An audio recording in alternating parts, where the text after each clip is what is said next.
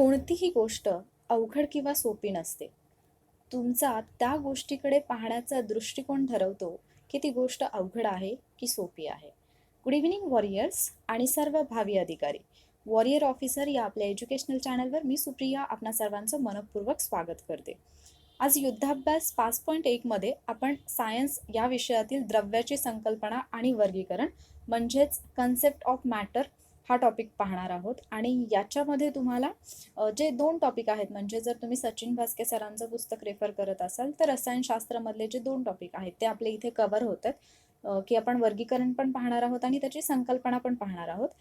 तर या लेक्चर नंतर नक्कीच तुम्हाला जर याच्यामध्ये काही डिफिकल्टी वाटत असेल या दोन टॉपिकमध्ये, तर ते टॉपिक तुम्हाला इझी वाटायला लागतील, कारण अगदी सोप्या भाषेमध्ये आपण ते समजून घेणार आहोत. लेक्चरला सुरुवात करण्यापूर्वी मला तुम्हाला हे सांगायचं आहे की ज्याला कोणाला विज्ञान या विषयामध्ये तज्ज्ञ बनायचं आहे त्यांच्यासाठी हे लेक्चर नाही. ज्यांना विज्ञान या विषयामध्ये मार्क्स मिळवून एक्झाम क्वालिफाय व्हायचं आहे त्यांच्यासाठी हे लेक्चर आहे. कारण सायन्स या सब्जेक्टच्या बाबतीत बऱ्याच मुलांच्या मनामध्ये भीती असते आणि ती भीती घालवण्याचा मी फक्त एक प्रयत्न करणार आहे. एक्झामच्या दृष्टीने जे आवश्यक आहे, जेवढं आवश्यक आहे तेवढ्याच गोष्टी मी तुम्हाला एक्सप्लेन करणार आहे आणि त्या दैनंदिन जीवनातल्या उदाहरणांसह एक्सप्लेन करणार आहे. त्यामुळे जर समजा तुम्हाला याच्यामध्ये फार जास्त माहिती हवी असेल तर ती माझ्याकडून मिळणार नाही, पण तुमच्या एक्झामसाठी हा विषय तुम्हाला सोपा कसा करता येईल या बाबतीत मी नक्कीच इन्फॉर्मेशन देणार आहे. त्यामुळे माझी थोडी शिकवण्याची पद्धती वेगळी असू शकते इतरांपेक्षा, कारण मला कोणत्याही सब्जेक्टचा बाऊ करायला आवडत नाही. तो सब्जेक्ट जेवढा सोपा करून मला तुम्हाला सांगता येईल तेवढं मी सोपा करून सांगण्याचा प्रयत्न करणार आहे.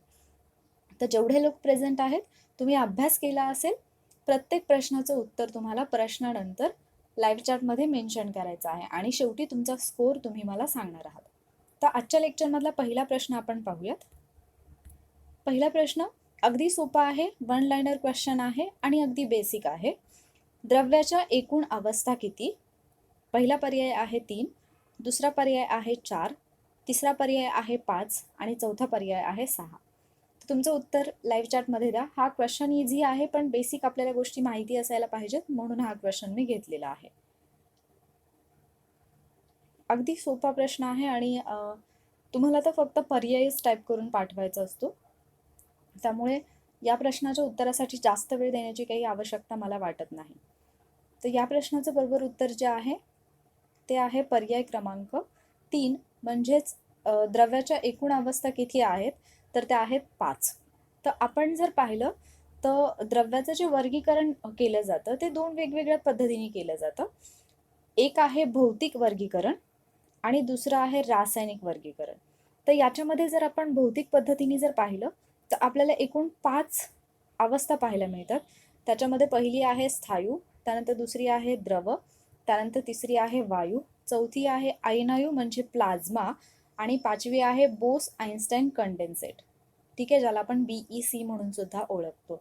तर सॉलिड, लिक्विड, त्यानंतर गॅस, त्यानंतर प्लाझ्मा आणि बोस आइन्स्टाईन कंडेन्सेट, अशा 5 एकूण द्रव्याच्या अवस्था आहेत. तर या गोष्टी लक्षात ठेवा. हे सोपं आहे आणि पुढे हळूहळू आपण एक एक म्हणजे जी ॲटलिस्ट आपल्यासाठी इम्पॉर्टंट आहे, म्हणजे सॉलिड, लिक्विड, गॅस हे तर आपल्याला माहिती असतं, पण प्लाझ्मा आणि बोस आइन्स्टाईन कंडेन्सेटवरती प्रश्न येऊ शकतात. तर त्याच्याबद्दल आपण पुढच्या क्वेश्चन्समध्ये माहिती घेणार आहोत. अगदी बेसिक असा हा प्रश्न आहे, याच्यामध्ये जास्त डोकं वगैरे काही लावायची आवश्यकता नाही. पण बऱ्याच जणांना कदाचित जर व्यवस्थित वाचलं नसेल तर असं सुद्धा वाटू शकतं की द्रव्याच्या 3च अवस्था आहेत, त्या म्हणजे स्थायू, द्रव आणि लिक्विड, वायू. तर असं नाहीये, स्थायू, द्रव आणि वायू या 3 आहेत. मात्र नव्याने 2 अस्तित्वात आलेले आहेत. ती एक म्हणजे प्लाझ्मा, ज्याला आपण मराठीमध्ये आयनायू म्हणतो, आणि बोस आइन्स्टाईन कंडेन्सेट ही 5वी अवस्था आहे. तर स्थायूमध्ये तुम्हाला माहितीच आहे सॉलिड म्हणजे काय, तर एक म्हणजे त्या द्रवाला निश्चित असा आकार असेल आणि आकारमान असेल जे की कठीण आहेत, ते सगळे झाले स्थायू. त्यानंतर लिक्विड म्हणजे कोणताही पदार्थ, द्रव पदार्थ. ठीक आहे. त्यानंतर वायू, गॅसेस, हे पण तुम्हाला माहिती आहे.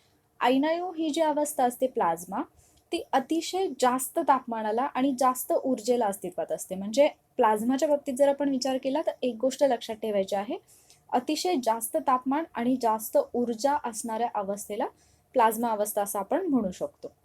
ठीक आहे. आणि जी 5वी अवस्था आहे बोस आइन्स्टाईन अवस्था, तर याच्यामध्ये ज्यावेळेला एखादा द्रव पदार्थ खूपच कमी घनता असलेल्या वायूला ज्यावेळेला थंड केलं जातं त्यावेळेला ही अवस्था प्राप्त होते. म्हणजे इथे खूप कमी तापमान आहे 5व्या अवस्थेमध्ये, तर 4थ्या अवस्थेमध्ये खूप जास्त तापमान आहे.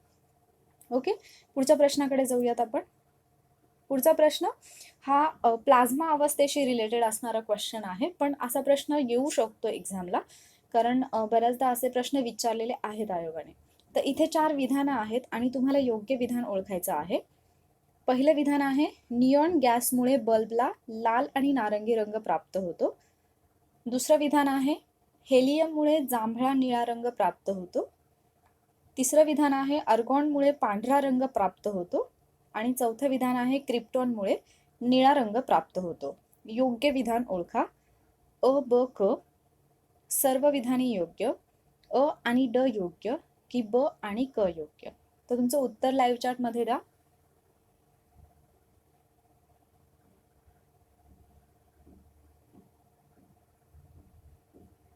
ऑलमोस्ट 10 सेकंदांचा वेळ मी तुम्हाला दिलेला आहे. तर याचं जे बरोबर उत्तर आहे ते आहे पर्याय क्रमांक 3. म्हणजे याच्यामध्ये अ आणि ड फक्त बरोबर आहे, ब आणि क चुकीचं आहे. कारण हेलियममुळे इथे मी म्हटलेलं आहे जांभळा आणि निळा, तर जांभळा आणि निळा नाही, हेलियममुळे पांढरा रंग प्राप्त होतो, तर अर्गॉनमुळे जांभळा आणि निळा रंग प्राप्त होतो. तर आपण थोडक्यात पाहूयात की कोणत्या गॅसमुळे बल्बला कोणत्या प्रकारचा रंग प्राप्त होतो, कारण याच्यावरती 100% प्रश्न बनतो. तर निऑन गॅसमुळे जे आहे ते लाल आणि नारंगी रंग प्राप्त होतो, हेलियममुळे पांढरा, अर्गॉनमुळे जांभळा, क्रिप्टॉनमुळे निळा आणि झेनॉनमुळे हिरवा. तर तुम्ही अशा पद्धतीने लक्षात ठेवू शकता. आता या ज्या ट्रिक्स असतात माझ्या त्या जनरली आपल्या रिअल लाईफशी रिलेट करणाऱ्या असतात, त्यामुळे तुम्हाला त्या तशाच पद्धतीने लक्षात ठेवायचं आहे. कारण जास्त बर्डन घेऊन अभ्यास करणं हे माझ्या बुद्धीला पटत नाही. तुम्ही जेवढं हसत खेळत अभ्यास कराल तेवढं तुमच्या जास्त लक्षात राहील. तर सगळ्यात पहिल्यांदा तुम्ही असं लक्षात ठेवू शकता की नीना नावाची एक मुलगी आहे. तर नीना म्हणजे काय? नी म्हणजे नियॉन आणि ना म्हणजे नारंगी. नीना नावाची एक मुलगी. नीना हा शब्द जसाच्या तसा लक्षात ठेवला तर तुमच्या लक्षात येईल नियॉन आणि नारंगी. तर आपण नीनाला काय म्हणतो की हे पहा, हे पहा. हे पहा म्हणजे काय? हे फॉर हेलियम आणि पहा फॉर पहा जो शब्द आहे तो आहे पांढरा या रंगासाठी. हे पहा. नीना हे पहा. त्यानंतर अर्गॉन जांभळा निळा आहे, तर इथे तुम्ही असं म्हणू शकता, अरे जा. अरे जा म्हणजे अर्गॉन जांभळा, अरे जा किंवा अरे जाना. ठीक आहे, म्हणजे अर्गॉन जांभळा आणि निळा. त्यानंतर आणखी एक मुलगी आहे, जशी नीना आहे तशीच दुसरी एक आहे, तिचं नाव आहे केनी. म्हणजे क्रिप्टॉन आणि निळा, क्रिप्टॉनमुळे निळा रंग प्राप्त होतो. आणि जो उरलेला आहे आपल्याकडे झेनॉन हिरवा, तर हिरव्या रंगाची झेरॉक्स असं लक्षात ठेवू शकता, कारण झेरॉक्सचं स्पेलिंग आणि झेनॉनचं स्पेलिंग हे सेम लेटरनी स्टार्ट होते. तर अशा पद्धतीने म्हणजे रिअल लाईफमधले तुम्ही कुठलंही एखादं नाव उचलून किंवा जे तुमच्या दैनंदिन जीवनामध्ये येणारे एक्सपिरियन्सेस असतात, अनुभव असतात, तर त्याच्याशी तुम्ही रिलेट करून सायन्स लक्षात ठेवू शकता. ते तुम्हाला लक्षात ठेवता आलं पाहिजे. तुमच्या आजूबाजूला किंवा तुमचे जे काही कपडे असतील, घरामध्ये तुम्हाला लाल आणि नारंगी रंग दिसला कुठे, तर तुम्ही म्हणू शकता की निऑन गॅसमुळे, म्हणजे तुम्हाला लगेच तिथे निऑन गॅस हा क्लिक झाला पाहिजे. त्यानंतर पांढरा रंग पाहिला तर लगेच हे पहा, म्हणजे तुम्हाला लगेच हेलियम तिथे आठवलं पाहिजे. कुठलीही गोष्ट घरामध्ये असणारी, ज्या फिमेल वॉरियर्स आहेत तर त्यांनी अगदी म्हणजे स्वयंपाक करताना मीठ वगैरे पाहिलं तरी तुम्हाला हेलियम आठवलं पाहिजे. पांढरा रंग म्हटलं की हेलियम आठवलं पाहिजे. त्यानंतर अरे जा असं आपण जनरली बोलताना म्हणतो, तर अर्गॉनमुळे जांभळा निळा हे लक्षात ठेवू शकता.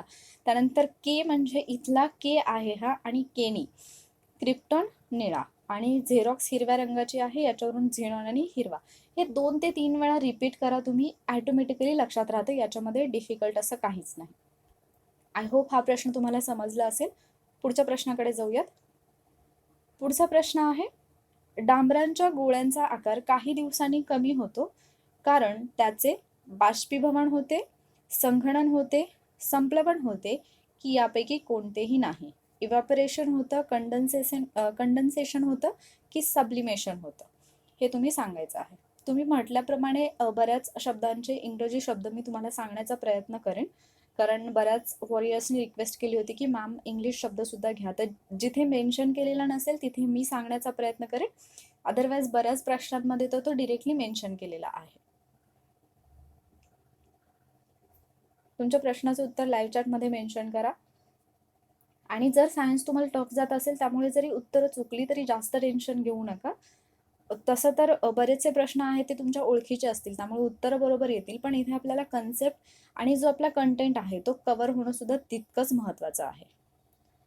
तर या प्रश्नाचं जे बरोबर उत्तर आहे ते आहे पर्याय क्रमांक 3, संप्लवण होते किंवा सबलिमेशन होतं. तर पहिल्यांदा आपण कन्सेप्ट समजून घेऊयात आणि त्यानंतर हे लक्षात कसं ठेवायचं, जे मी तुम्हाला नेहमी म्हणते की तुमच्या डेली लाईफमधल्या एक्झाम्पलवरून कसं लक्षात ठेवायचं ते मी लगेच तुम्हाला सांगणार आहे.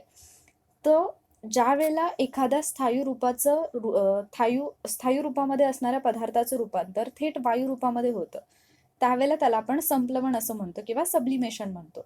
मग आता तुम्हाला माहिती असेल की आपण जनरली जर बर्फ आणि पाण्याचं उदाहरण घेतलं तर आपल्याला माहिती की बर्फापासून आधी द्रव पदार्थ म्हणजे द्रवामध्ये रूपांतर होतं, पाणी होतं आणि पाणी परत गरम केल्यानंतर त्याची वाफ होते म्हणजे नंतर ते वायू अवस्थेमध्ये जातं. पण काही वेळेला बर्फाचं म्हणजे याच्यामध्ये पाण्यामध्ये रूपांतर न होता डिरेक्टली वायूमध्ये रूपांतर होतं. तर अशा वेळेला त्या घटनेला आपण संप्लवण असं म्हणतो. म्हणजे स्थायूचं द्रवामध्ये रूपांतर न होता वायूमध्ये होणं किंवा वायूचं रूपांतर द्रवामध्ये न होता डिरेक्टली स्थायूमध्ये होणं, याला म्हटलं जातं संप्लवण. तर तुम्हाला कन्सेप्ट समजली असेल की इथे ज्या आपण 3 अवस्था पाहतो, स्थायू, द्रव, वायू. तर जनरली काय होतं, स्थायूचं द्रवामध्ये रूपांतर होतं आणि द्रवाचं वायूमध्ये होतं. पण ज्या वेळेला स्थायूचं द्रवामध्ये रूपांतर न होता वायूमध्ये होतं किंवा वायूचं रूपांतर द्रवामध्ये न होता डिरेक्टली स्थायूमध्ये होतं त्यावेळेला त्याला संप्लवण किंवा सबलिमेशन असं म्हणतात. मग आता इथे उदाहरणं दिलेली आहेत. अमोनियम क्लोराईड आहे, आयोडीन स्फटिक आहे, कापूर, नॅफ्थलीन, अँथ्रासिन आहे.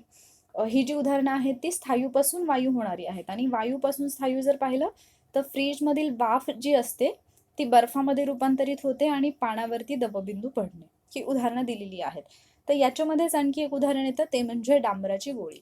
तर ती जी गोळी असते ते तुम्हाला माहिती असेल की ठेवल्यानंतर काही दिवसानंतर ती म्हणजे तिचा आकार जो आहे तो कमी कमी होत जातो. त्याच पद्धतीने कापूर सुद्धा जर आपण कापूर पाहिला असेल तुम्ही ठेवलेला तर काही दिवसांनी त्याचा आकार जो आहे तो कमी कमी होत असतो. त्याचं रिझन म्हणजे तिथे संप्लवण होतं किंवा सबलिमेशन. तर कन्सेप्ट समजली, पण ज्यावेळेला ऑप्शन येतात त्यावेळेला आम्हाला संगणन, संप्लवण हे सगळं एकसारखंच वाटतं. मग ते कसं लक्षात ठेवायचं, तर जे मराठीमधून प्रिपेअर करतात ते असं म्हणू शकतात की डांबराची गोळी जी आहे ती संपत आली. संप्लवण आणि संपत आली हे 2 शब्द तुम्ही रिलेट करू शकता. संपत आली किंवा संपली म्हणजे संप्लवण झालं. डांबराची गोळी संपली त्यामुळे तिचा आकार काय झाला, कमी कमी झाला त्यामुळे ती संपली असं लक्षात ठेवू शकता. सो संप्लवण हे रिलेट करा. आणि सबलिमेशन जे आहे ते तुम्ही असं म्हणू शकता की मी डांबराची गोळी सबमिट केली. तर या शब्दावरून तुम्ही ते लक्षात ठेवू शकता. पुढचा प्रश्न, या प्रश्नाचं उत्तर कोणाचंच नाही चुकलं पाहिजे. कोणत्या प्रक्रियेत स्थायूरूप पदार्थाचे द्रवरूप पदार्थात रूपांतर न होता सरळ वायुरूप पदार्थात रूपांतर होते? 1. घनीकरण, 2. द्रवीकरण, 3. बाष्पीभवन आणि 4. संप्लवण. सॉलिडिफिकेशन, लिक्विडिफिकेशन, इव्हॅपोरेशन की सबलिमेशन. तर याचं जे उत्तर आहे ते लाईव्ह चॅटमध्ये द्या. मी तुम्हाला 10 सेकंदांचा वेळ देते.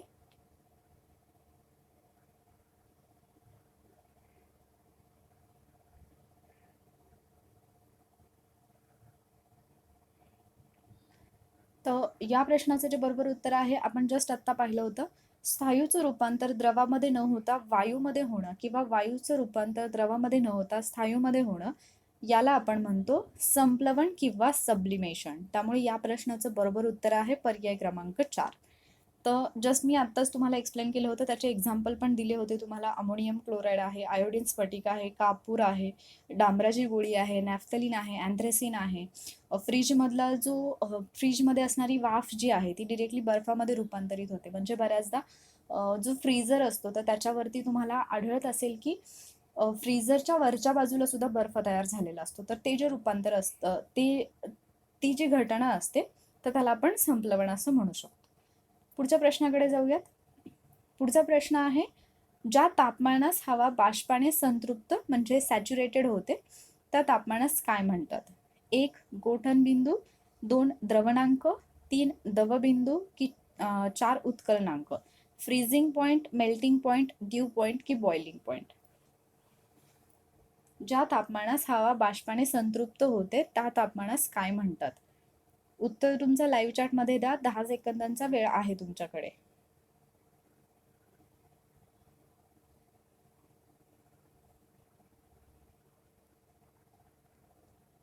या प्रश्नाचं जे बरोबर उत्तर आहे ते आहे पर्याय क्रमांक 3. ज्यावेळेला हवा बाष्पाने संतृप्त होते म्हणजे आता तिची बाष्प सामावून घेण्याची क्षमता संपलेली आहे. जेवढं म्हणजे हवेमध्ये जेवढं बाष्प काय म्हणतो आपण त्याला की ग्रहण करण्याची शक्ती क्षमता आहे ती पूर्ण झाली तर त्या तापमानाला म्हटलं जातं दवबिंदू. कारण सकाळी जे दवबिंदू पडतात तर ते याचंच एक उदाहरण असतं. कारण ती हवा जी आहे ती बाष्पाने संतृप्त झालेली असते आणि मग त्या पॉइंटला दव बिंदू किंवा ड्यू पॉइंट असं म्हणतात.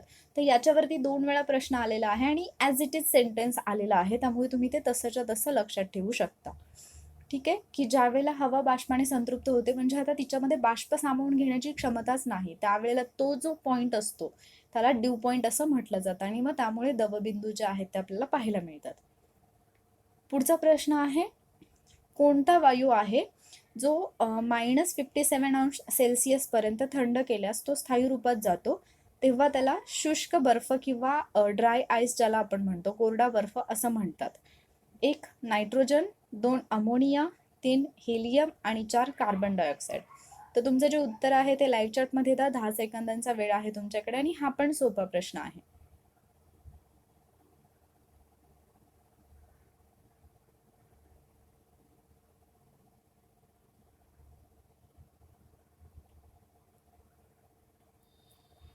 दहा सेकंड्स झालेले आहेत. तर या प्रश्नाचं जे बरोबर उत्तर आहे ते आहे पर्याय क्रमांक 4 कार्बन डायऑक्साईड. कार्बन डायऑक्साईड वायू जो आहे तो ज्या वेळेला -57° पर्यंत आपण थंड करतो त्यावेळेला तो स्थायी रूपामध्ये जातो आणि तेव्हा त्याला ड्राय आईस किंवा कोरडा बर्फ किंवा शुष्क बर्फ म्हणून ओळखलं जातं. इथे तुम्हाला इमेजमध्ये दिसत असेल शुष्क बर्फ कशा पद्धतीचा असतो आणि मग स्थायी रूपी कार्बन डायऑक्साईड म्हणजेच सॉलिड कार्बन डायऑक्साईडलाच आपण शुष्क बर्फ किंवा ड्राय आईस असं म्हणतो. तर याच्यासाठी अतिउच्च दाबाखाली त्याला ठेवलं जातं आणि त्या पद्धतीने ड्राय आईस जो आहे तो तयार केला जातो आणि मग त्याचं रूपांतर जे आहे ज्यावेळेला दाब कमी केला जातो त्यावेळेला त्याचं रूपांतर जे आहे ते थेट कार्बन डायऑक्साईड वायूमध्ये होतं. ठीक आहे, आणि मग ही जी इमेज आहे ती आहे ड्राय आईसची इमेज. तर कार्बन डायऑक्साईड हे नाव लक्षात ठेवा. याच्यावरती प्रश्न आलेला आहे, मे बी नंतर पण येऊ शकतो. पुढचा प्रश्न आहे, 104° फॅरनहीट म्हणजे किती सेल्सिअस? तर हा प्रश्न आहे, याच्यामध्ये तुम्हाला थोडं कॅल्क्युलेशन करावं लागेल. जर तुम्हाला माहिती असेल की कशा पद्धतीने कॅल्क्युलेशन करायचं आहे तर पटकन कॅल्क्युलेशन करा. जास्त म्हणजे वेळ न वाया घालवता फटाफट कॅल्क्युलेशन करून तुमचं उत्तर जे आहे ते लाईव्ह चॅटमध्ये द्या. 104°C, 60°C, 100°C की 40°C?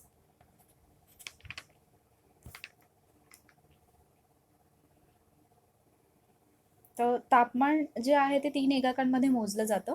त्याच्यामध्ये केल्विन एक आहे, सेल्सिअस एक आहे आणि फॅरनहीट हे एक आहे. तर असा प्रश्न एखादा बनू शकतो की तुम्हाला फॅरनहीटमध्ये किंवा केल्विनमध्ये देतील आणि ते तुम्हाला याच्यामध्ये सेल्सिअसमध्ये कन्वर्ट करायला सांगतील किंवा याच्या उलटही केलं जाऊ शकतं. तर या प्रश्नासाठी थोडा जास्त वेळ मी देते कारण इथे थोडं कॅल्क्युलेशन करायचं आहे.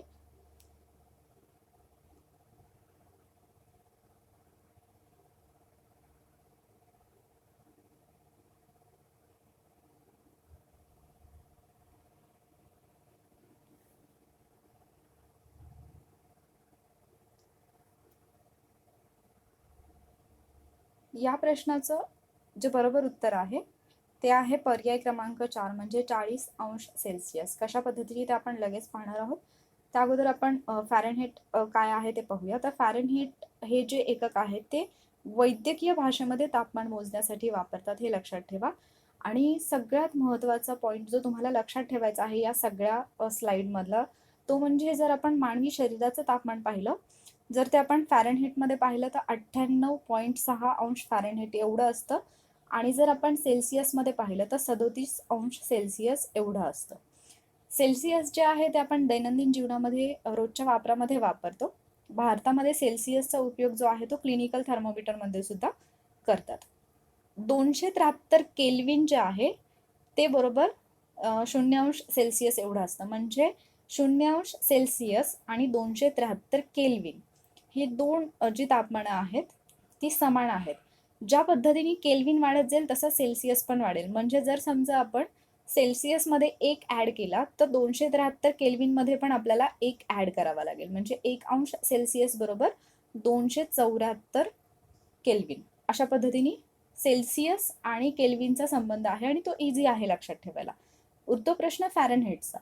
जर फॅरनहीटच्या बाबतीत जर आपण पाहिलं तर त्याच्यासाठी एक सूत्र त्यांनी दिलेलं आहे. जेवढं फॅरनहीट आपल्याला दिलेलं आहे त्याच्यातून -32 करायचं गुणिले 5/9 बरोबर त्याचं रूपांतर जे आहे ते सेल्सिअसमध्ये होईल. मग जो प्रश्न मी तुम्हाला विचारला ते बुकमधलंच होतं, सरळ सरळ दिलेलं एक्झाम्पल. 104 अंश फॅरनहीट म्हणजे किती सेल्सिअस. तर इथे कॅल्क्युलेशन दिलेलं आहे. 104 मधून 32 वजा करायचे गुणिले 5/9. 104 मधून जर आपण 32 वजा केले तर उरतात 72. 72 गुणिले 5/9 म्हणजे 9 1 9, 9 8 72 आणि 8 गुणिले 5 बरोबर 40 अंश सेल्सिअस. 8 पंचे 40 अशा पद्धतीने. आणि पाण्याच्या बाबतीत जर पाहिलं तर पाणी 32 अंश फॅरनहीटला गोठतं आणि 212 अंश फॅरनहीटला उकळते. तर हे विधान पण लक्षात ठेवा, कदाचित याच्यावरती पण प्रश्न येऊ शकतो. पुढच्या प्रश्नाकडे जाऊया. हे सूत्र फक्त एकदा लक्षात ठेवा तुम्ही, मग ॲटोमॅटिकली तुम्हाला फॅरनहीटचं सेल्सिअसमध्ये, सेल्सिअसचं फॅरनहीटमध्ये करता येईल. इथे फक्त थोडंसं उलटसुलट करावं लागेल. आणि जर केल्विनमध्ये विचारलं तर ते खूप इझी आहे, कारण 0 अंश सेल्सिअस बरोबर 273 केल्विन. मग ज्या पद्धतीने सेल्सिअस वाढत जाईल त्या पद्धतीने केल्विन होईल. जर आपण मायनसमध्ये गेलो तर केल्विनमधून तेवढेच सेल्सिअस मायनस करायचे. अशा पद्धतीने ते कॅल्क्युलेशन तुम्हाला करता येईल. पुढच्या प्रश्नाकडे जाऊयात. पुढचा प्रश्न आहे, खालीलपैकी शुद्ध पदार्थ कोणता? अ लोह, ब पेट्रोल, क गाईचे दूध, ड समुद्राचे पाणी. ऑप्शन आहेत, पहिला ऑप्शन आहे ब, क आणि ड म्हणजे पेट्रोल, गाईचे दूध आणि समुद्राचे पाणी ही शुद्ध पदार्थ आहेत. दुसरा पर्याय आहे अ फक्त म्हणजे लोह हा शुद्ध पदार्थ आहे. तिसरा पर्याय आहे ब फक्त म्हणजे पेट्रोल हा शुद्ध पदार्थ आहे. आणि चौथा पर्याय आहे क फक्त म्हणजे गाईचे दूध हा शुद्ध पदार्थ आहे. तर तुमचं उत्तर लाईव्ह चॅटमध्ये द्या. 10 सेकंदांचा वेळ आहे तुमच्याकडे.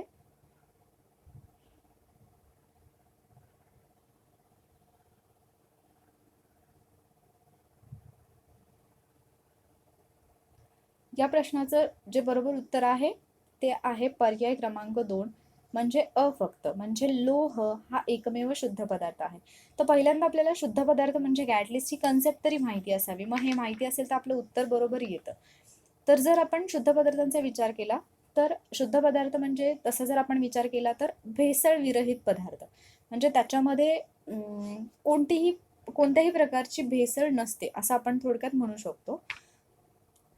तर शास्त्रीय भाषेमध्ये त्याचा अर्थ असा होतो, ही ॲक्च्युली इन जनरल झालं आपलं, की भेसळरहित पदार्थ नसेल तर मग आपण त्याला काय म्हणू, शुद्ध पदार्थ. पण जर शास्त्रीय भाषेत बघायचं म्हटलं तर शुद्ध पदार्थ म्हणजे असा पदार्थ जो भौतिकरित्या वेगळा करता येत नाही. म्हणजे जर आपल्याला तो पदार्थ वेगळा करायचा असेल तर तो भौतिकरित्या वेगळा करता येत नाही. मग आपण पाहिलेले जे द्रव्याचं वर्गीकरण होतं तर त्याच्यामध्ये मूलद्रव्य आणि सर्व संयुग हे लक्षात ठेवा. मूलद्रव्य आणि जेवढी सर्व संयुगे असतात हे सगळे शुद्ध पदार्थ असतात, हे विधान लक्षात ठेवा. मिश्रण हे मात्र शुद्ध पदार्थ नसतात. शुद्ध पदार्थ म्हणजे काय, जी पण मूलद्रव्य आपण पाहणार आहोत किंवा जे संयुग आहेत म्हणजे पाणी जे आहे ते एक संयुग आहे म्हणजे H2O असं आपण म्हणतो पाण्याला. तर हे काय झालं, हा एक शुद्ध पदार्थ झाला. किंवा जी मूलद्रव्य आहेत आवर्त सारणीमध्ये दिलेली तर ती सगळी काय होतील, शुद्ध पदार्थ होतील.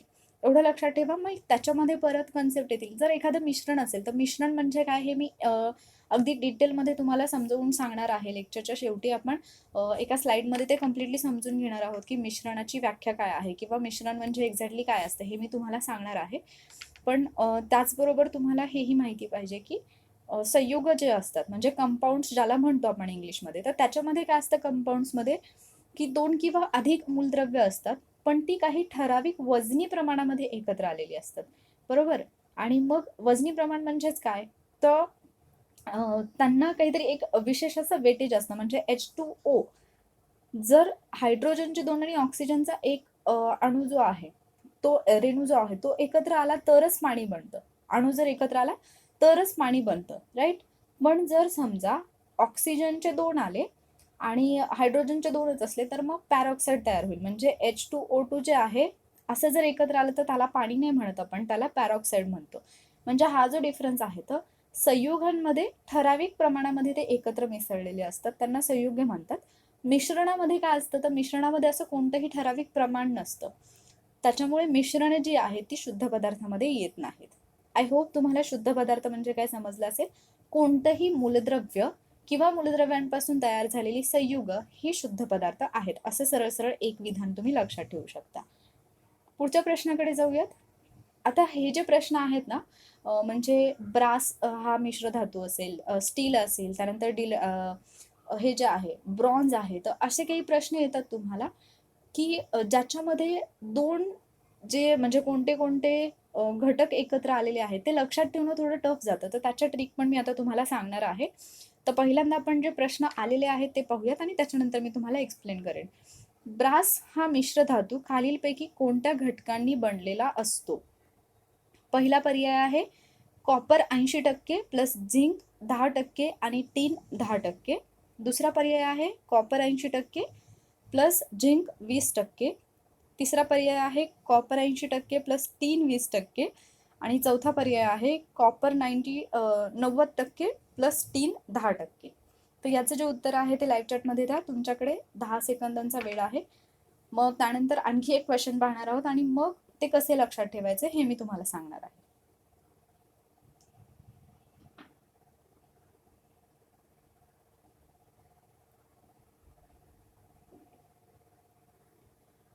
10 सेकंड झालेले आहेत. तर या प्रश्नाचं जे बरोबर उत्तर आहे ते आहे पर्याय क्रमांक 2. ब्रास या धातूमध्ये 80% कॉपर असतं तर 20% झिंक असतं. तर हे कसं लक्षात ठेवायचं हे मी तुम्हाला सांगते. फक्त एक क्वेश्चन आपण घेऊया आणि त्याच्यानंतर याच्या ज्या ट्रिक्स आहेत त्या मी तुम्हाला सांगेन. तर इथे पुढचा प्रश्न आहे, स्टेनलेस स्टील हे कशाचे संमिश्र आहे? संमिश्र म्हणजे अलॉय. ज्यांना मराठीमध्ये प्रॉब्लेम आहे त्यांच्यासाठी संमिश्र म्हणजे अलॉय. ठीक आहे. पहिला पर्याय आहे लोखंड आणि कार्बन.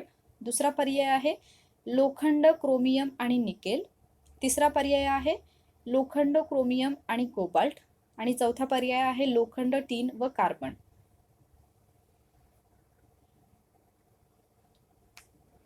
प्रश्नाचं उत्तर लाईव्ह चॅटमध्ये द्या.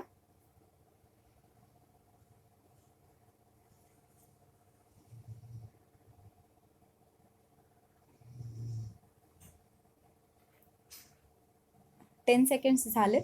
याचं जे बरोबर उत्तर आहे ते आहे पर्याय क्रमांक 2. म्हणजे आयोगाने तरी पर्याय क्रमांक 2 हेच उत्तर दिलेलं आहे, लोखंड, क्रोमियम आणि निकेल.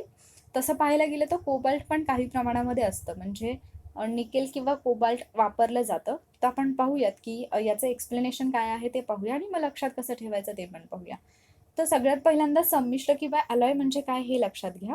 संमिश्र म्हणजे काय असतं, तर 2 किंवा त्याच्यापेक्षा जास्त धातू किंवा अधातू, धातू किंवा अधातू हे एकत्र येतात आणि त्याच्यापासून जे मिश्रण तयार होतं त्याला संमिश्र असं म्हटलं जातं.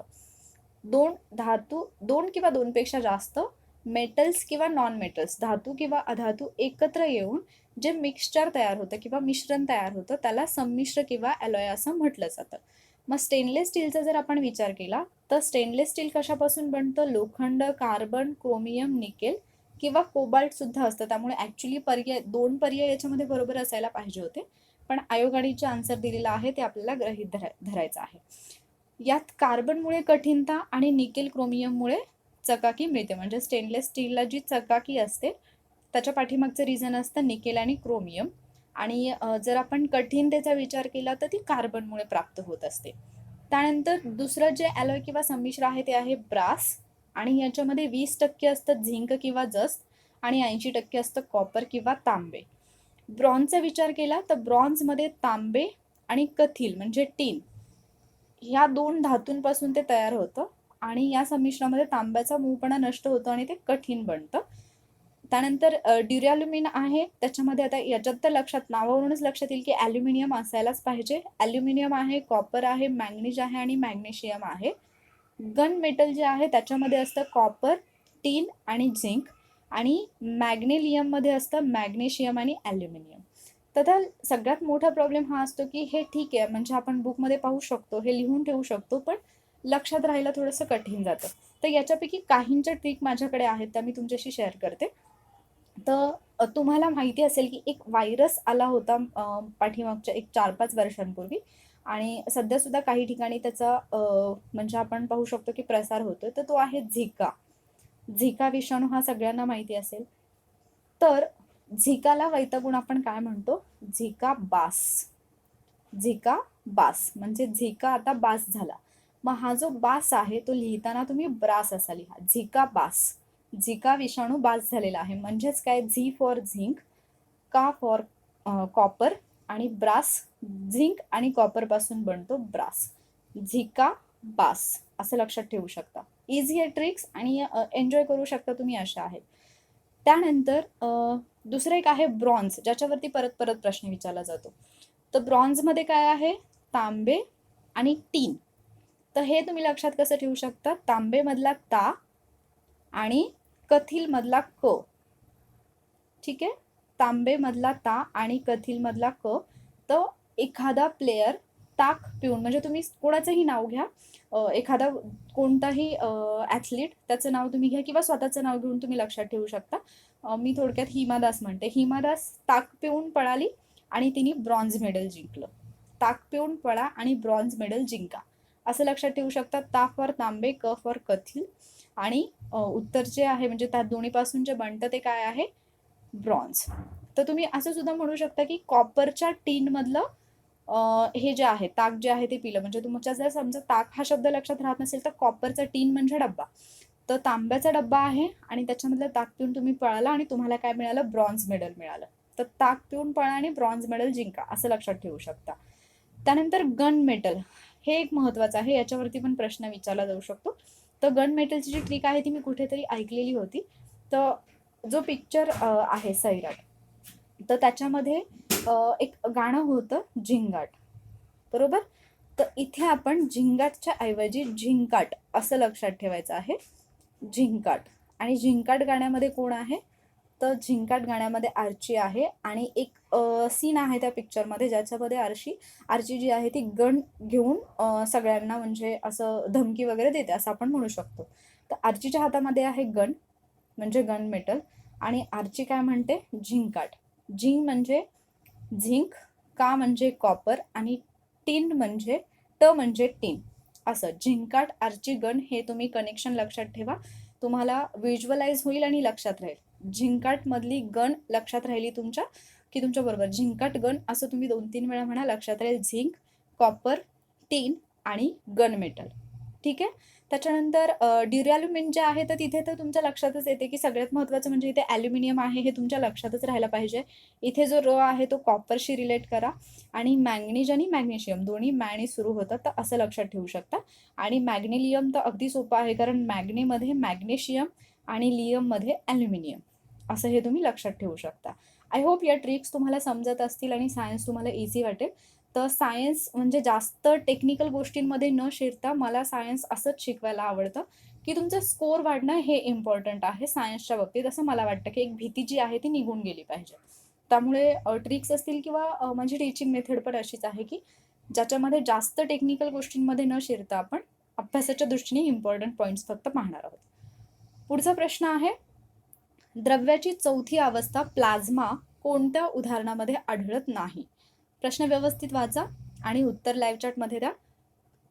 पहिला पर्याय आहे फ्लुरोसंट बल्ब, दुसरा पर्याय आहे निऑन बल्ब, तिसरा पर्याय आहे सूर्याचे चमकणे, आणि चौथा पर्याय आहे वरील सर्वही अवस्थांमध्ये प्लाझ्मा अवस्था आढळते.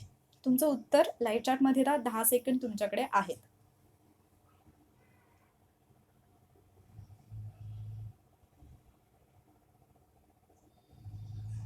या प्रश्नाचं जे बरोबर उत्तर आहे ते आहे पर्याय क्रमांक 4. म्हणजेच प्लाझ्मा अवस्था जी आहे ती फ्लुरोसंट बल्बमध्ये आढळते, निऑन बल्बमध्ये आढळते आणि सूर्याचे चमकणे याच्यामध्ये सुद्धा आढळते. तर प्लाझ्मा ही द्रव्याची चौथी अवस्था आहे आणि ही अवस्था जी आहे ती अतिशय जास्त तापमान आणि अतिशय जास्त ऊर्जेला अस्तित्वात असते. याबद्दल मी मगाशीच तुम्हाला बोलले होते थोड्या वेळापूर्वीच. तर ही अवस्था जी आहे ती आयनयुक्त वायूच्या स्वरूपात असते, ज्याला आपण मराठीमध्ये आयनायू म्हणतो किंवा इंग्लिशमध्ये प्लाझ्मा असं म्हणतो. जर आपण ही अवस्था कुठे आढळते त्याची जर उदाहरणं पाहिली तर पहिलं उदाहरण आहे निऑन बल्ब, ज्याच्यामध्ये निऑन वायू असतो. त्यानंतर दुसरं उदाहरण आहे फ्ल्युरोसंट बल्ब, यामध्ये हेलियम वायू असतो. आणि हे पहा, ही ट्रिक मी सांगितली होती, म्हणजे हेलियम पांढरा वायू आणि सूर्य आणि तारे जे आहेत ते सुद्धा याच अवस्थेमुळे म्हणजे प्लाझ्मा अवस्थेमुळे चमकतात. हे लक्षात ठेवा. तर तुम्हाला समजलं असेल प्लाझ्मा काय आहे, प्लाझ्मा अवस्था काय आहे. आणि जर आपण बोस आइन्स्टाईन कंडेन्सेट ही अवस्था पाहिली तर ती म्हणजे जेवढं तापमान आपण कमी करत जाऊ तर तिथे ती आढळते. पुढचा प्रश्न आहे, द्रव्याचे महत्वाचे गुणधर्म कोणते? अ रंग, ब गंध, क वस्तुमान आणि ड आकारमान. पर्याय आहेत अ ब क म्हणजे रंग गंध वस्तुमान. त्यानंतर दुसरा पर्याय आहे ब क ड म्हणजे गंध वस्तुमान आकारमान. तिसरा पर्याय आहे क आणि ड म्हणजे वस्तुमान आणि आकारमान. आणि चौथा पर्याय आहे सर्व.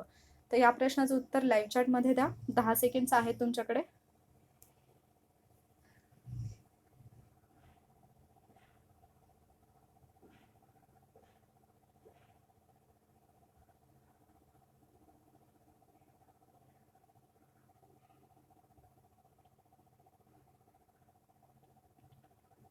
प्रश्नाचं उत्तर व्यवस्थित विचार करून द्या. द्रव्याचे महत्वाचे गुणधर्म कोणते?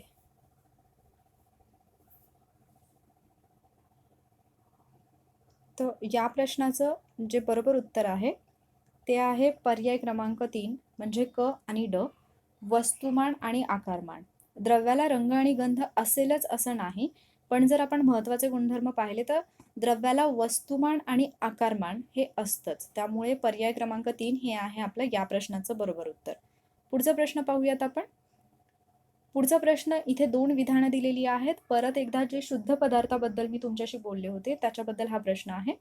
पहिलं विधान आहे पेय पदार्थ मिश्रण आहे आणि दुसरं विधान आहे चुनखडी शुद्ध पदार्थ आहे. पहिला पर्याय आहे अ आणि ब, दुसरा पर्याय आहे फक्त अ, तिसरा पर्याय आहे फक्त ब आणि चौथा पर्याय आहे यापैकी नाही.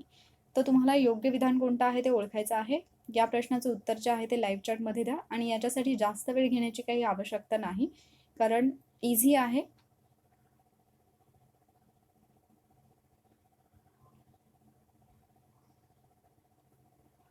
या प्रश्नाचं जे बरोबर उत्तर आहे ते आहे पर्याय क्रमांक 1 म्हणजे दोन्ही विधानं बरोबर आहेत. कोणताही पेय पदार्थ जर आपण घेतला तर ते एक प्रकारचं मिश्रण आहे. पेय पदार्थ म्हणजे पाणी सोडून, कारण पाणी हे संयुग आहे आपल्याला माहिती आहे. चुनखडी हा शुद्ध पदार्थ आहे, हे विधानही बरोबर आहे. तर थोडंसं परत एकदा जर आपण शुद्ध पदार्थाबद्दल बोलायचं म्हटलं तर शुद्ध पदार्थ म्हणजे असा पदार्थ असतो जो भौतिकरित्या वेगळा करता येत नाही आणि असा पदार्थ ज्याला स्वतःचे गुणधर्म असतात. आपण पाहिलेल्या द्रव्याच्या वर्गीकरणापैकी सर्व मूलद्रव्ये आणि संयुगे ही शुद्ध पदार्थ आहेत, हे मी मगाशीच एक्सप्लेन केलेलं होतं. आणि मिश्रण जे आहे तर ते शुद्ध पदार्थामध्ये येत नाही, कारण ते ठराविक प्रमाणामध्ये एकमेकांमध्ये मिसळले जात नाही. तर मिश्रणाचे प्रकार आणि मिश्रण म्हणजे एक्झॅक्टली काय हे आपण पाहणार आहोत. हा प्रश्न झाला, हे 2 प्रश्न झाल्यानंतर म्हणजे एकूण 15 प्रश्न आहेत, तर त्यानंतर मी तुम्हाला ते एक्सप्लेन करणार आहे. पुढचा प्रश्न तुमच्या स्क्रीनवरती आहे. हा प्रश्न आहे तो बाष्पीभवनाशी रिलेटेड आहे. बाष्पीभवनासंबंधी कोणते विधान योग्य नाही? पहिलं विधान आहे ही क्रिया ठराविक तापमानावरच घडून येते. दुसरं विधान आहे ही क्रिया जलद गतीने घडून येते. तिसरं विधान आहे ही क्रिया पूर्ण द्रवात घडून येते. पर्याय आहेत अ ब क बरोबर. दुसरा पर्याय आहे अ बरोबर, सॉरी, योग्य नाही विचारलेला आहे अ ब क. दुसरा पर्याय आहे अ, तिसरा पर्याय आहे ब आणि चौथा पर्याय आहे क, ज्याला आपण इव्हॅपोरेशन म्हणतो. तर याच्याबद्दल विचारलेलं आहे कोणतं विधान योग्य नाही. तुमचं उत्तर लाईव्ह चॅटमध्ये द्या. 10 सेकंदांचा वेळ आहे तुमच्याकडे.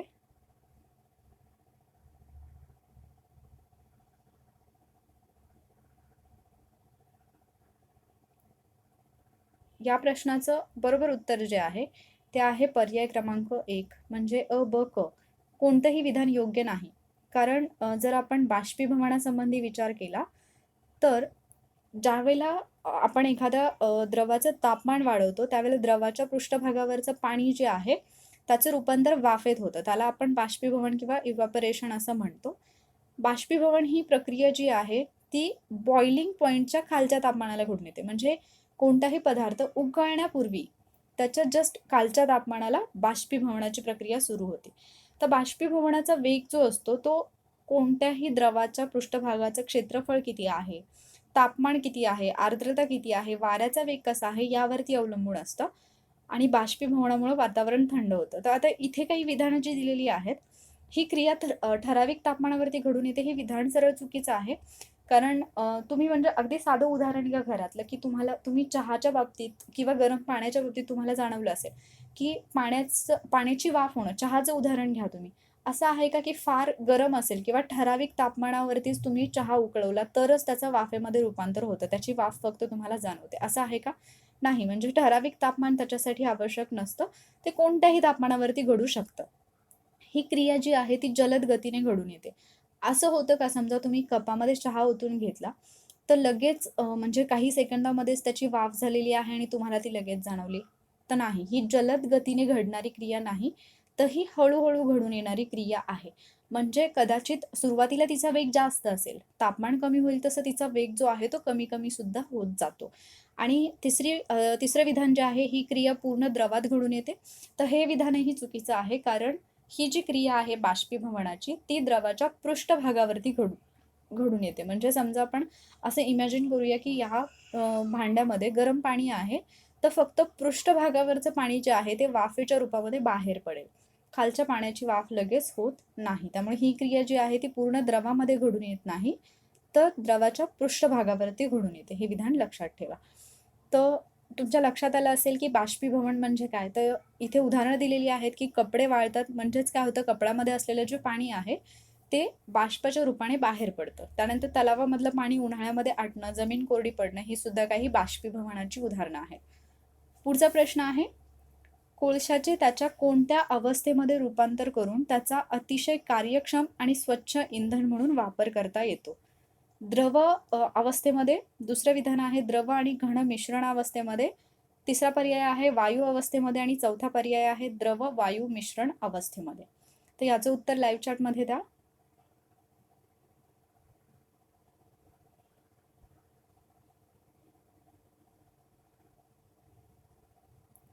या प्रश्नाचं जे बरोबर उत्तर आहे ते आहे पर्याय क्रमांक 3. कोळसा जो आहे त्याचं जर आपण वायू अवस्थेमध्ये रूपांतर केलं तर त्याचा अतिशय कार्यक्षम आणि स्वच्छ इंधन म्हणून वापर करता येतो. तर हे पॉईंट लक्षात ठेवा. याच्यानंतर जसं मी तुम्हाला म्हटलं होतं सुरुवातीला की मिश्रण किंवा मिक्सचर म्हणजे काय हे मी तुम्हाला एक्सप्लेन करणार आहे. तर मिश्रण म्हणजे काय असतं, कोणतेही 2 किंवा अधिक पदार्थ एकमेकांमध्ये आपल्याला जस्ट मिक्स करायचे आहेत, त्याला आपण म्हणतो मिश्रण. मग याच्यामध्ये काही असं कंपल्शन नाही की किती प्रमाणामध्ये मिसळले काय. कोणतेही 2 किंवा अधिक पदार्थ आपण एका भांड्यामध्ये मिसळले. उदाहरण जर घ्यायचं म्हटलं तर लिंबू सरबत तुम्हाला माहिती आहे, ज्याच्यामध्ये आपण लिंबू आहे किंवा त्याचबरोबर पाणी आहे, साखर आहे, मीठ आहे, हे सगळे पदार्थ जे आहेत ते आपण मिक्स करतो. पण त्या प्रत्येक पदार्थाची मूळ चव जी असते ती आपल्याला जाणवते. आणि ते जर आपल्याला वेगळं करायचं असेल तर आपण साध्या भौतिक पद्धतीने सुद्धा ते वेगळं करू शकतो. म्हणजेच काय, तर मिश्रणाला आपण शुद्ध पदार्थ का म्हणत नाही, त्याचं रिझन हेच की आपण भौतिक पद्धतीने हे वेगळं करू शकतो. मग मिश्रणाचे किंवा मिक्सचरचे 2 प्रकार आहेत. एक आहे समांगी मिश्रण आणि दुसरा आहे विषमांगी. ज्यांना मराठी शब्द समजत नाही त्यांच्यासाठी इंग्लिशमधले शब्द इथे दिलेले आहेत, होमोजिनस आणि हेट्रोजिनस. ठीक आहे. तर समांगी मिश्रण जे आहे, समांगी मिश्रणामध्ये सगळे जे घटक असतात ते मिश्रणामध्ये एकसारखे मिसळतात. म्हणजे जर समजा आपण उदाहरण घेतलं की पाण्यामध्ये जर आपण साखर मिक्स केली तर शेवटी आपल्याला साखर वेगळी दिसत नाही, पाणी दिसतं. ते पिल्यानंतर तुमच्या लक्षात येईल की त्याच्यामध्ये साखर आहे, असताना त्याच्यामध्ये 2 घटक आहेत, पण तरी सुद्धा ते वेगवेगळे आपल्याला दिसून येत नाहीत. म्हणजेच काय, तर असं जे मिश्रण असतं त्याला समांगी मिश्रण किंवा होमोजिनस मिक्सचर असं म्हटलं जातं. ठीक आहे. समांगी लक्षात आलं असेल तुमच्या. त्याच्यानंतर दुसरा प्रकार येतो विषमांगी म्हणजे हेट्रोजिनस. आता याच्यामध्ये 2 पदार्थ एकमेकांमध्ये जर मिक्स केले, त्याचं जर मिक्सचर केलं तर ते वेगवेगळे दिसतात. म्हणजे पाण्यामध्ये जर तुम्ही रॉकेल मिक्स केलं तर तुम्हाला लक्षात येईल किंवा तेल जरी ओतलं तरी लक्षात येईल की पाण्याच्या वरच्या बाजूला तुम्हाला त्याचा थर आलेला दिसेल. म्हणजे इथे 2 पदार्थ आहेत आणि ते दोन्हीही तुम्हाला वेगवेगळे दिसून येतात. म्हणजेच हे एक मिश्रण आहे, मात्र ते पूर्णपणे एकमेकांमध्ये मिसळलेले नाहीत. मग हे जे विषमंगी मिश्रण असतं किंवा हेटेरोजेनस मिक्सचर आहे, त्याचे परत 2 प्रकार पडतात. त्यातला पहिला प्रकार आहे निलंबन, ज्याला सस्पेन्शन असं म्हटलं जातं आणि दुसरा प्रकार आहे कलील, ज्याला कोलाइड्स असं म्हटलं जातं. तर निलंबन म्हणजे किंवा सस्पेन्शन म्हणजे काय? तर याच्यामध्ये द्रव्याचे कण जे आहेत ते एकमेकांमध्ये मिसळत नाहीत. ते वेगवेगळे राहतात आणि आपल्याला सहज डोळ्यांनी सुद्धा ते दिसू शकतात. म्हणजे जर तुम्ही वाळू आणि माती यांचं मिश्रण पाहिलं, तर आपल्याला वाळू आणि माती हे दोन्हीही वेगळं-वेगळं दिसू शकतं. त्याला म्हटलं जातं निलंबन. आणि जर कलिलाचं उदाहरण पाहिलं, तर दूध. आता दुधामध्ये पाणी असतं. ते दोन्ही एकमेकांमध्ये मिसळलेले असतात. दोन्ही द्रव असतात. ते जरी आपल्याला स्पष्ट दिसत नसले, म्हणजे फक्त डोळ्यांनी आपण ते पाहू शकत नाही, पण दूध आणि पाणी हे आपल्याला एकसारखंच दिसतं. ठीक आहे? तर त्याला म्हटलं जातं कलील किंवा शाई. शाईमध्ये सुद्धा वेगवेगळे घटक असतात. किंवा आणखी जे तुम्ही पाहिलं असेल, की म्हणजे ज्यावेळेला घरामध्ये जो कळस असतो त्याच्यामधून आतमध्ये येणारी जी हवा असते किंवा सूर्यकिरण असतात, त्याच्यामध्ये तुम्हाला छोटे-छोटे धुलीकण आढळतात. तर ते सुद्धा याचंच एक उदाहरण आहे. अशा पद्धतीने अ, मिश्रणाचे जे प्रकार आहेत, ते तुम्हाला समजले असतील. तर आय होप की आजचं जे लेक्चर होतं सायन्सचं, ते तुम्हाला समजलं असेल. 15 पैकी तुम्हाला किती मार्क्स मिळालेले आहेत? तुमचा स्कोर जो आहे तो लाईव्ह चॅटमध्ये मेन्शन करा. तर या टॉपिकमध्ये इम्पोर्टंट काय-काय होतं, तर जे अलॉय मी तुम्हाला सांगितलं संमिश्र म्हणजे ब्रास असेल, ब्रॉन्झ असेल, त्याच्यावरती क्वेश्चन्स येतात, ते तुम्हाला माहिती पाहिजे. प्लाझ्मा अवस्थेवरती क्वेश्चन येण्याची दाट शक्यता आहे, तेही तुम्हाला माहिती पाहिजे. तर हे जे काही पॉइंट होते किंवा शुद्ध पदार्थ म्हणजे काय, याच्यावरती प्रश्न येऊन गेलेले आहेत. तर तसा आणखी एखादा प्रश्न बनू शकतो. बाष्पीभवन असेल किंवा संप्लवन ही प्रक्रिया आहे, सब्लिमेशन. त्याच्यावरती प्रश्न आलेले आहेत. तर हे पॉइंट जे आहेत ते व्यवस्थित करा. ज्या ट्रिक्स मी तुम्हाला सांगितलेल्या आहेत, त्या ॲक्चुअली तुम्हाला पी-डी-एफमध्ये मिळणार नाहीत. त्या तुम्हाला लेक्चरमध्येच मिळतील. त्यामुळे ज्या ट्रिक मी तुम्हाला सांगितलेल्या आहेत, ते परत तुम्ही रेकॉर्डेड सेशन एकदा रिवाईज करून, तुम्ही रिवाइंड करून ते तुम्ही ट्रिक ज्या आहेत त्या नोट डाउन करून ठेवा. आणि ट्रिकसाठी वेगळा वेळ देऊ नका. तुमचं काम करत असताना तुम्ही त्या ट्रिक्स ज्या आहेत त्या रिवाईज करू शकता. तुमचा स्कोर जो आहे तो मेन्शन करा. सोपे प्रश्न होते, त्यामुळे स्कोरची भीती कोणाला वाटली नसेल की अवघड येईल. उद्याचा जो टॉपिक आहे तो अणू आणि अणूची रचना आहे. तर हा पण टॉपिक एक असा आहे जो खूप डिफिकल्ट वाटतो, पण याच्यामधला सुद्धा एक एक जो छोटा छोटा पॉईंट आहे, अगदी छोटे छोटे घटक जे आहेत ते आपण व्यवस्थितपणे कव्हर करणार आहोत उद्याच्या लेक्चरमध्ये आणि अगदी सोप्या भाषेमध्ये सांगण्याचा मी प्रयत्न करणार आहे. ज्यांना ज्यांना चांगले मार्क्स मिळालेले आहेत त्यांचं अभिनंदन. ज्यांचा स्कोर थोडाफार कमी आलेला आहे त्यांनी सुद्धा अटेम्प्ट केला म्हणून त्यांचं सुद्धा अभिनंदन. आणि इथून पुढे म्हणजे आता हा युद्धाभ्यास झाल्यानंतर जसं इकॉनॉमिक्सच्या बऱ्याच कन्सेप्ट तुमच्या क्लिअर झाल्या, त्याच पद्धतीने सायन्स सुद्धा तुम्हाला या युद्धाभ्यास नंतर ॲटलिस्ट रसायनशास्त्र हे तरी तुम्हाला सोपं वाटेल, याची गॅरंटी मी घेते. ठीक आहे, तर उद्याच्या टॉपिकचा व्यवस्थित अभ्यास करून या. सगळे पॉईंट जे आहेत ते उद्याच्या लेक्चरमध्ये आपण कव्हर करण्याचा प्रयत्न करणार आहोत. जर तुम्हाला युद्धाभ्यास ही लेक्चर सिरीज आणि युद्धाभ्यास 5 मध्ये जो आपण रसायनशास्त्र हा विषय घेतोय, ही जर तुम्हाला सिरीज हेल्पफुल वाटत असेल तर लाईक करा, तुमच्या फ्रेंड्ससोबत हे लेक्चर शेअर करा. आणि अजूनही बरेच जण असे आहेत ज्यांनी सबस्क्राईब केलेलं नाही पण ते लेक्चर्स पाहतात. तर सबस्क्राईब करण्यासाठी कसलीही अमाऊंट किंवा कसलेही पैसे तुम्हाला द्यावे लागत नाहीत. त्यामुळे जर तुम्ही अजूनही वॉरियर ऑफिसर या आपल्या एज्युकेशनल चॅनलला सबस्क्राईब केलं नसेल तर पटकन सबस्क्राईब करा. Stay safe. Thank you warriors.